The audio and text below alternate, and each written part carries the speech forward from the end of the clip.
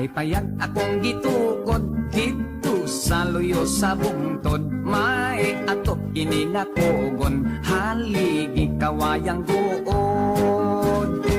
Ug ang gamay na kong kaingin, gitamnan kog mga saging, namuhit kog mga hayop, baboy, manok, kabaw ug kanding.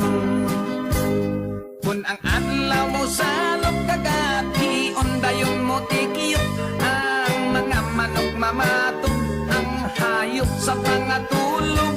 Inging abot sa kaadlawon, ang manok mo tugtugaok. Oras nas akong pagbangon, magluto akong tinughong. Ug dayon ako nagninyo kaminyo on nga tinoyo, kang nanay kini nga hangyo, kang